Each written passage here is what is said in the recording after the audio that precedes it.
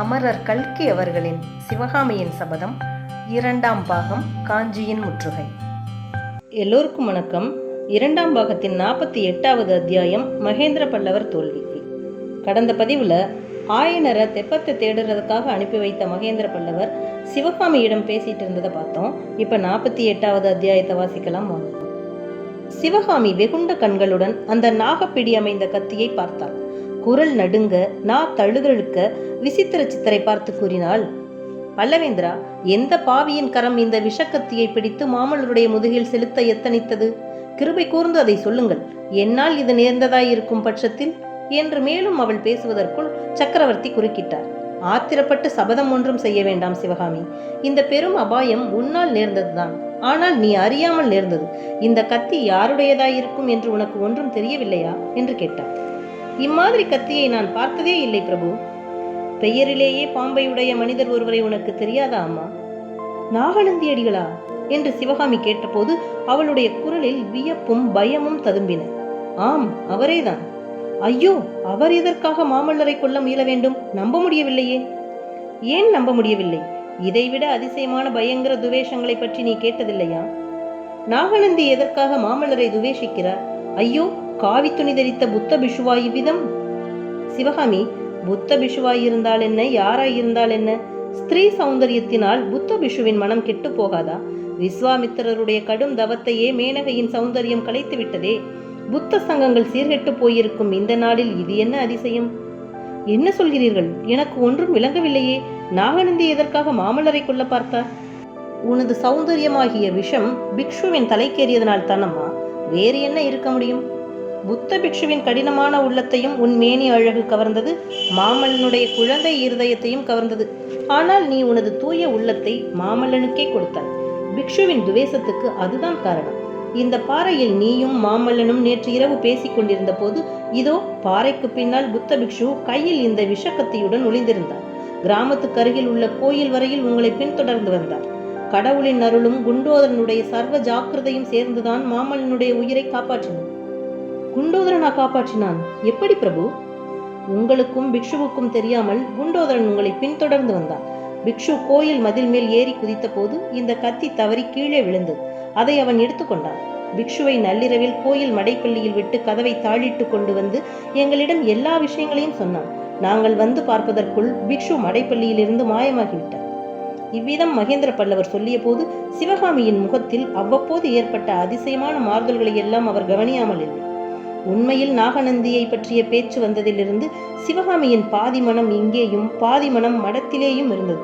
மடத்து உள்ளறையில் தூண் மறைவில் நாகநந்தி என்ற தோற்றம் அவள் மனக்கண் முன் வந்து கொண்டே இருந்தது. இன்னும் அந்த பாதக பிக்ஷு அங்கேயே இருப்பாரா? இருந்தால் சக்கரவர்த்தியின் கையில் உள்ள கத்தியை வாங்கி கொண்டு போய் அவரை தன் கையாலேயே கொன்றுவிட வேண்டும் என்று சிவகாமிக்கு ஆத்திரம் பொங்கிக் கொண்டு வந்தது. பல்லவேந்திரா, அப்பா எங்கே?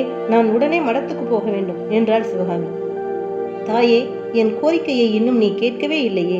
நான் கோரி வந்த வரத்தை கொடுக்கவில்லையே. இப்படியெல்லாம் பேசி ஏன் என்னை வதைக்கிறீர்கள்? சிற்பியின் மகளுக்கு கட்டளை இடுங்கள். கட்டளை இல்லை அம்மா, உன்னிடம் வரம்தான் கோருகிறேன். அதுவும் எனக்காக கோரவில்லை, பல்லவ சாம்ராஜ்யத்துக்காக கோருகிறேன். இந்த சாம்ராஜ்யத்தை பெரும் விபத்திலிருந்து காப்பாற்றும் சக்தி இப்போது உன் கையில் இருக்கிறது. நான் என்ன செய்ய வேண்டும்? மாமல்லனுக்கு ஓலை எழுதி தர வேண்டும். என்ன ஓலை என்று சிவகாமி கேட்டார். மாமல்லனை நீ விடுதலை செய்வதாக எழுத வேண்டும். உன்னை மறந்துவிடும்படி எழுத வேண்டும். பிரபு, இந்த ஏழை பெண்ணை ஏன் இப்படி சோதனை செய்கிறீர்கள்? மாமல்லரையாவது நான் விடுதலை செய்யவாவது என்னை மறக்கும்படி அவருக்கு நான் எப்படி எழுதுவேன்? நான் சம்மதித்தாலும் இந்த கை சம்மதியாது சுவாமி. சிவகாமி, காஞ்சிக்கு 3 காத தூரத்தில் வாதாபியின் படைகள் வந்திருக்கின்றன. ஆயினும் நான் இங்கே உன்னுடன் வாதாடி கொண்டிருக்கிறேன். இதிலிருந்தே என்னுடைய கோரிக்கை முக்கியமானது என்று உனக்கு தெரியவில்லையா? உண்மையை இன்னும் பட்டவர்த்தனமாக சொல்கிறேன் கேள். வாதாபியின் சமுத்திரம் போன்ற சைன்யங்களை எதிர்த்து நிற்பதற்கு வேண்டிய படைபலம் இப்போது பல்லவ ராஜ்யத்துக்கு இல்லை. இந்த நிலைமையில் தெற்கே இருந்து பாண்டியனுடைய பெரும் படையும் பல்லவ ராஜ்யத்தை தாக்க வருகிறது. நீ மனம் வைத்து என் கோரிக்கையை நிறைவேற்றினால் பாண்டிய சைன்யம் பல்லவ சைன்யத்துடன் சேர்ந்துவிடும். இரண்டும் சேர்ந்தால் வாதாபி படைகளை வெற்றி கொள்ளலாம். பல்லவ ராஜ்யத்துக்கு இந்த மகத்தான உதவியை செய்வாயா சிவகாமி? எனக்கும் பாண்டியர் படையெடுப்புக்கும் என்ன சம்பந்தம் பிரபு? பல்லவ ராஜ்யத்துக்கு இந்த ஏழை சிற்பியின் மகள் என்ன உதவியை செய்ய முடியும்? உன் மனத்தை புண்படுத்த வேண்டாம் என்று பார்த்தால் நீ விடமாட்டேன் என்கிறாய் சிவகாமி. பாண்டிய ராஜகுமாரியை மாமல்லனுக்கு கல்யாணம் செய்து கொள்ளுமாறு தூது அனுப்பினார்கள். அதற்கு மாமல்லன் இணங்காதபடியால் பாண்டியனுடைய சைன்யம் நம்மீது படையெடுத்து வருகிறது. கல்யாணம் செய்து கொள்வதாக சம்மதம் தெரிவிக்க வேண்டியதுதான். உடனே பாண்டிய சைன்யம் நம்முடன் சேர்ந்துவிடும். நீ மாமல்லனுக்கு விடுதலை கொடுத்தால் அவனை இதற்கு இணங்க செய்வேன். என்ன சொல்கிறாய் தாயே? பல்லவ ராஜ்யத்துக்கு உயிர் பிச்சை அளிப்பாயா என்று மகேந்திரர் இறைஞ்சினார். சிவகாமி பூமியில் சட்டென்று உட்கார்ந்து மாட்டேன் மாட்டேன், என்னால் முடியாது என்று அலறினார்.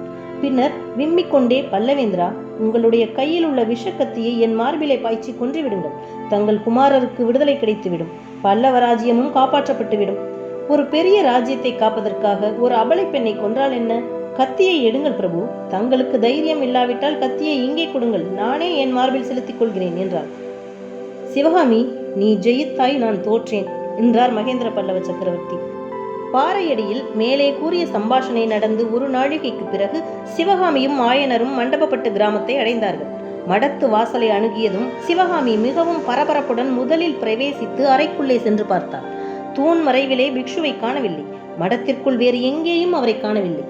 ஏதோ ஒரு சந்தேகம் உதிக்கவே அவசரமாக சென்று தனது ஆடை ஆபரண பெட்டியை திறந்து பார்த்தாள். கையினால் பலமுறை துழாவி பார்த்தாள். ஆடை ஆபரணங்களை எல்லாம் எடுத்து உதறி பார்த்தாள்.